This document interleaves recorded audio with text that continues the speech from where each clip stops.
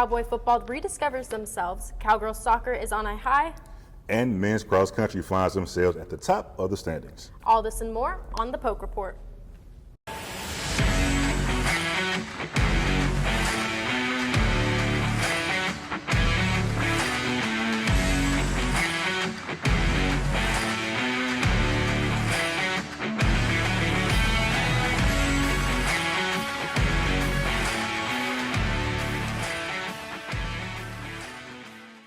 Hi, and welcome to this week's episode of the Poke Report. I'm Peyton Schmidt. And I'm Steve Spears. Now we're back here at OSU after being at Provo, Utah this past week for the BYU football game. We had some experiences. We did, Steve. A couple of our Poke Report students actually took a hike up to the Y, which is a very popular mountain that some of the BYU students hike quite frequently. Our own Dee Dee McIntosh and Ashley Callahan show us what that hike was like.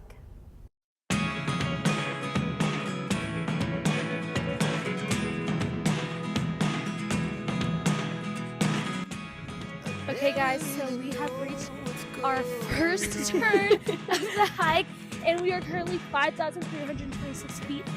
And only 0.19 miles. We have a long ways to go. We don't think we'll make the full 12.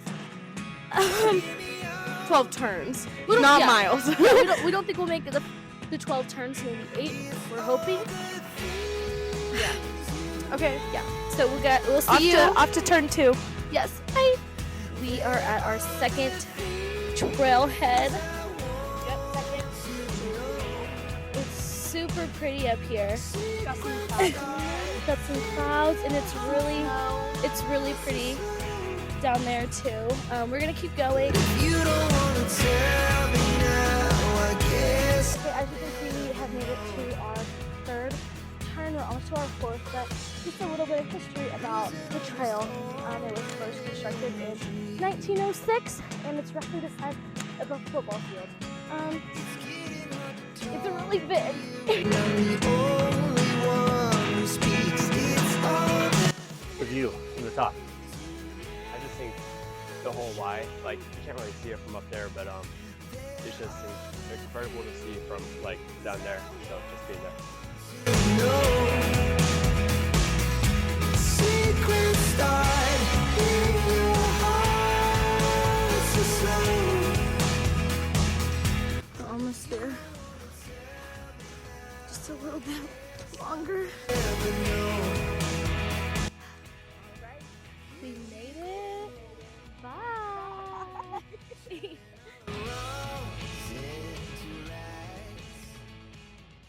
Thanks for that, Dee Dee and Ashley. I want no part in an uphill hike like that. What about you, Steve? I think I'll pass though, but one thing about BYU, there were some pretty great experiences and a great atmosphere.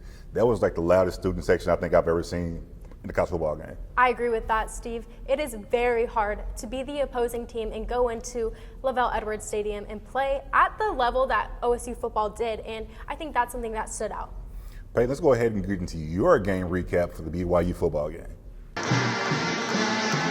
Oklahoma State falls to 0-4 in conference play, despite a wavering effort against the Cougars. The Cowboys took the road against BYU in Provo, Utah last Friday. Despite the 38-35 loss, there are several reassuring sights from the game, including the defense being able to bend but not break, and the offense being able to establish its run game, something head coach Mike Gundy is proud of. Our guys played really well today, or tonight, I guess I should say. Very proud of them.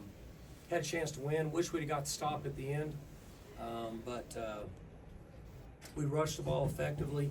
The Cougars quickly jumped to a 7-0 lead after catching a 50-yard dart down the middle of the field, putting the Cougars in scoring position. After a quarterback contest, Garrett Rangel got the start over Alan Bowman. To the Cowboys' surprise, Ollie Gordon answered back with a 50-yard rushing touchdown, something he hasn't been able to do since conference play began. The second quarter looked a bit different for the Cowboys after Garrett Rangel left the game with an injury after his run to put the Cowboys in scoring position, marking Bowman's return to the field. Corey Black and Lyric Rawls came up big for the defense, picking off Retzlaff 2 times in the first half. The Cougars were also able to create turnovers against the Cowboy offense, recording 2 in the first half as well. This back-and-forth action happened throughout the entire first half, but the Cowboys entered the locker room with a 21-14 lead and a chip on their shoulder, giving BYU just its second time this season where they weren't leading going into the half. Come the second half, well, it was mostly the same. The turnovers subsided, and it was strictly business. Ollie Gordon scored his third touchdown of the night. The BYU answered back, scoring 2 touchdowns on back-to-back drives to take a 28-21 lead in the third quarter. The Cowboys' offense was able to tie the game with some trickery to start the fourth quarter. The Cowboy defense was unable to bring down bodies, resulting in a 27-yard rushing touchdown for Darius Lassiter, giving the Cougars the lead in the final minute of the game. That was out of body. That was a spiritual experience. In hindsight, the Cowboys were able to rediscover themselves after the bye week. For the Poke Report, I'm Peyton Schmidt. You know, Steve, I really thought we had that game. Me too. I mean, the environment was electric and we got to a pretty good start, so I thought we had it in the bag, but injuries crept in, so couldn't pull it out. That's right. Let's go ahead and get into our deep dive analysis from Jared and Landon. He's out. For the season? I don't know, but he'll be out a while. That was head coach Mike Gundy on quarterback Garrett Rangel's injury update following last week's game in Provo. Injuries have played a huge role in Oklahoma State's 4-game skid this season. Quarterbacks Garrett Rangel and Zane Flores suffered long-term injuries, most likely ending both of their seasons. Along with injuries in the quarterback room, an injured offensive line prepares to be short one man with redshirt senior Dalton Cooper going down. Leading receiver Brendan Presley says the injuries impacted everyone's game, but they kept going. Oh, yeah. I mean, games like these are rough. I mean, you know, the emotional roller coaster. I mean, they score first, and then we come back, and we go up. I mean, then Garrett gets hurt, you know, then Alec comes back in, and he does a great job of leading us, and they come back. I drop the ball, they pick. So it was just a roller coaster and swing and moods and stuff. And, you know, I think, you know, everybody in that locker room felt bad, and you know, as they should, because, you know, there's a lot that goes into this, you know, all the late hours. Injuries have plagued the defense as well. Preseason All-Americans Colin Oliver and Nick Martin have missed multiple games. One of the nation's leading tacklers, Trey Rucker, also missed last week's game, while redshirt sophomore Cameron Epps tore his ACL during the BYU game. The 4 injured defensive Cowboys are impactful players on that side of the ball, accounting for over 350 tackles last season, alongside with 12 sacks and 6 interceptions. There has been no timetable set for any of the injured Cowboys, but the Pokes will hope to see some key players return versus Baylor. For the Poke Report, I'm Garrett Dutton. Moving away from Cowboy football, our Cowgirl soccer team headed down to UCF and took on the Knights and the Iowa State Cyclones. Right, Peyton. Their win streak hit 5 games in a row as they get ready to take on TCU tonight at 7. The Cowgirls are looking to close off their regular season strong. Hi, welcome back to this week's soccer recap. I'm Caroline Cook. Oklahoma State soccer has succeeded into their 5-game winning streak after a 2-0 victory over UCF this past Sunday. Let's take a look back on that. The Cowgirls started their scoring in the 16th minute when ex-cadet Padina set up Chloe Wright for a beautiful header, her first goal of the season. Wright became the 13th Cowgirl to find the back of the net this year. Oklahoma State added to their lead in the 37th minute with Logan Hollister netting her 8th goal of the season. Off a quick build-up that began with a deep kick from goalkeeper Grace Gordon. Hollister made no mistake clipping the ball over the UCF goalie. Gordon was exceptional yet again, trying a program record for her 12th shutout of the season, matching All-American AD Franch's mark from 2011. Her performance also saw her set a new school record for 6 consecutive clean sweeps, surpassing Franch's 5. With the defense holding strong, OSU now has 15 shutouts on the season, the second highest total in program history. This Friday at 7 p.m. at Neil Patrick Stadium, the Cowgirls will be wrapping up their regular season with a battle against the TCU Horned Frogs. We're excited to see what that team will do. That was your soccer recap. I'm Caroline Cook. Stephen Peyton, I'm sending it back to you. Wow, Steve, the team's looking pretty good. They're looking great so far. I think the key to success so far has been senior defender Alex Morris. She's been a real team leader and the heart of that team so far. I second that, Steve. Our own producer, Jared Oberlechner, got the chance to meet with her and learn more about how her season has been to this point. We're going to go ahead and go to Jared and see what he has to say. Oklahoma State soccer standout Alex Morris has become a pivotal player for the Cowgirls. This season, she's not only solidified the defense, but she's also made a mark offensively, contributing to 11 goals. Coach Colin Carmichael says a key shift in their system has allowed Morris to shine. Yeah, last year we were playing in a back four, so we had a right and a left back. This year we're playing a back three with wing backs, and so it pushes our players like Alex just a little bit higher up the field. So she's able to get the ball in more dangerous areas, and I think that's creating more goals, more assists, and certainly helping her impact the offense a little bit more. Morris's ability to transition from defense to attack has been crucial, leading to her career-high 3 goals this season. As for the 2-time Big 12 Defensive Player of the Week, balancing her defensive duties with her attacking instincts is key. I just love having the ball. I don't know, it's not really, I guess it is a balance, and Colin is the first to make sure I'm balancing the defensive side of it, but I love to attack, I like to dribble, and my favorite thing to do is dribble and then find that last pass for one of my teammates to score, and so that's what I just try to do. It's not just her play that stands out. Morris has embraced a new leadership role within the team, helped guiding the younger athletes and setting an example with her relentless work ethic. Morris embraces this new role and loves being able to help her teammates as she knows the journey from being on the bench to the starting spot. First and foremost, she leads by example. When you see how hard she plays, how hard she competes, how intense she can be at training sometimes. It can be a little intimidating, I think, for freshmen, but she's kind of evolved that over the years because she was that kid that was probably looking at some of these seniors going, oh my goodness, I got to compete with them. I love being that person that can kind of be someone for the younger people to look up to or come to. I think I have a unique experience in that, both of our other captains, played a lot more than I did as soon as they stepped on campus, and I've kind of lived both sides of that, not getting as much minutes as I want, and now in getting every minute that I want now. From a defensive leader to an offensive threat, Alex Morris is leaving a lasting legacy on OSU, both as a player and a leader. For the Poke Report, I'm Jared Oberlechner. Thanks for that, Jared. I'm looking forward to seeing the Cowgirls finish off their season strong. Me too. Now, moving on from soccer, OSU basketball is just getting started up. That's right. There are several new faces, including a new head coach, and I'm looking to see what the Cowboys and Cowgirls can do ahead of the season. Our very own Dalton and women's basketball player Anna Gray IC have a peek to what we have in store. The Oklahoma State men's basketball team is gearing up for a fresh start under new head coach Steve Lutz. While the Cowboys haven't made the NCAA tournament since 2021, Lutz is coming off a successful 3-year NCAA tournament run with mid-major programs. Now, he's looking to bring that same winning mentality on a higher level to Stillwater and turn the Cowboys into contenders once again. You can make some mistakes and nobody notices. You make those mistakes here on national TV, they're going to be amplified and you're going to probably lose and you should be absolutely embarrassed. So, as the season opener gets closer, the Cowboys are focused on stepping up their game, especially with Big 12 play on their minds. Sophomore guard Connor Dow says the team is looking forward to embracing the challenge of facing top competition night after night.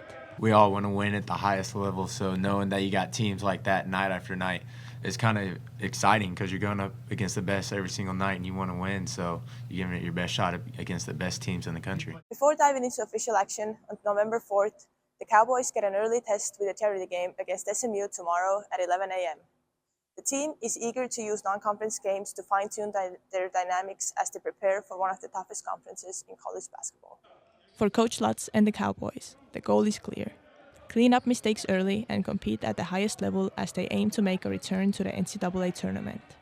For the Poke Report, I'm Anna Gretashi. Welcome into your basketball update. I'm Landon Patz. Let's get into some hoops. Oklahoma State's men's basketball team is getting geared up for their first competition of the new year and a charity match against SMU. This will be the first time seeing a lot of new faces in the orange and black. A total of 12 new players could see the court and start to blend in with the returning players. Guards Jamiron Keller, Bryce Thompson, and forward Connor Dow will be looking to build off last year's successes. New additions like Brandon Newman from Western Kentucky, Robert Jennings from Texas Tech, and Abdu Ousmane from Xavier will play a role this season. The question is, how big of a role? This will be the first chance for Coach Steve Lutz and his staff to get an in-game evaluation of his roster. Tip-off is set for 11 a.m. on Saturday at GIA.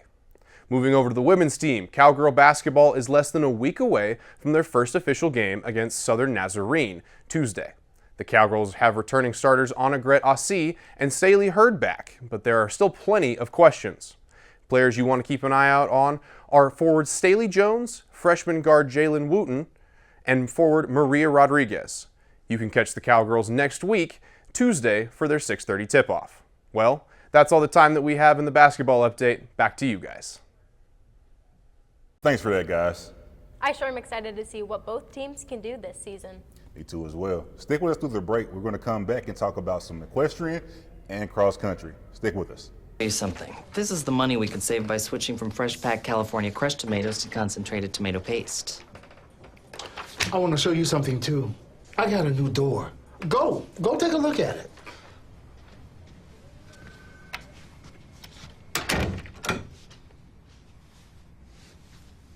Nobody uses better ingredients than Little Caesars, like fresh packed California crushed tomatoes.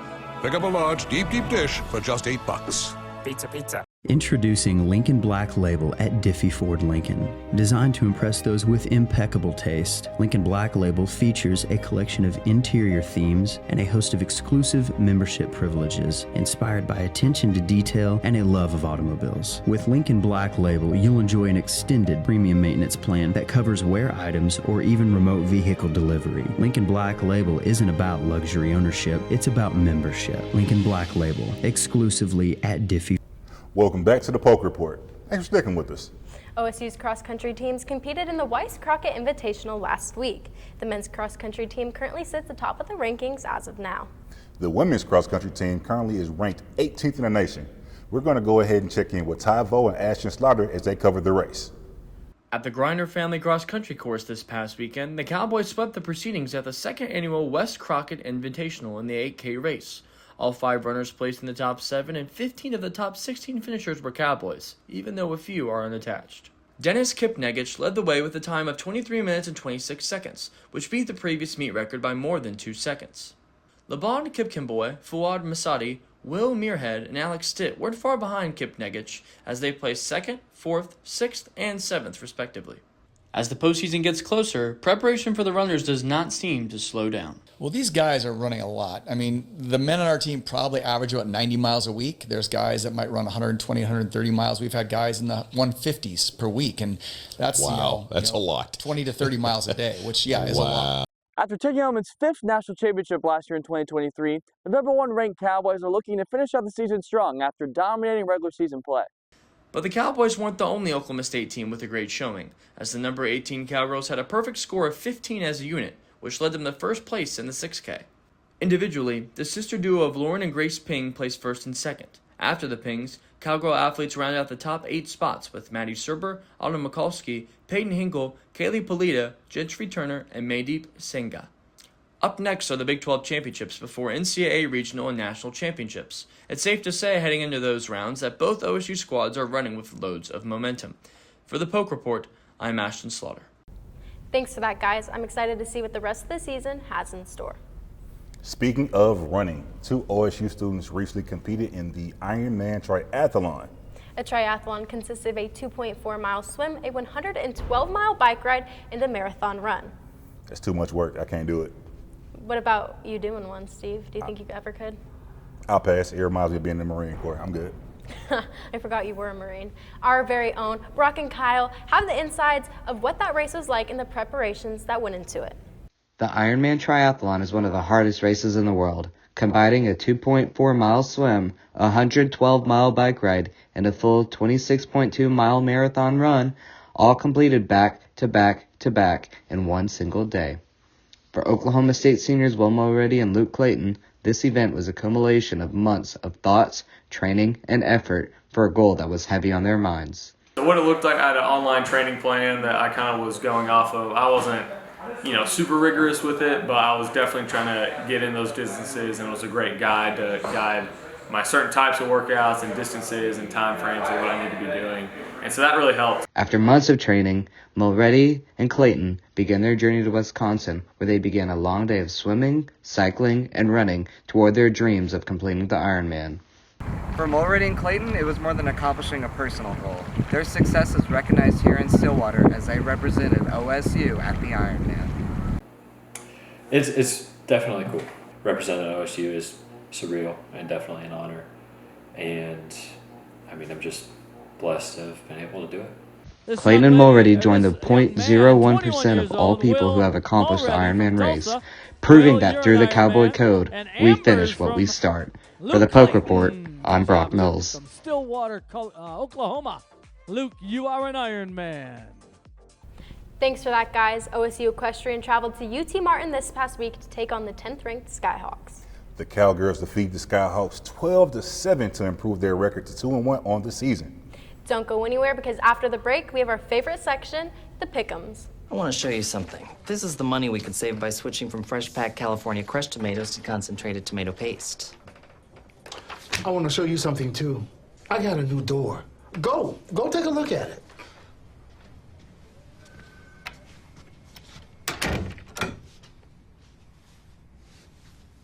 Nobody uses better ingredients than Little Caesars. Like fresh packed California crushed tomatoes. Pick up a large deep dish for just $8. Pizza. Introducing Lincoln Black Label at Diffie Ford Lincoln. Designed to impress those with impeccable taste, Lincoln Black Label features a collection of interior themes and a host of exclusive membership privileges, inspired by attention to detail and a love of automobiles. With Lincoln Black Label, you'll enjoy an extended premium maintenance plan that covers wear items or even remote vehicle delivery. Lincoln Black Label isn't about luxury ownership, it's about membership. Lincoln Black Label, exclusively at Diffie.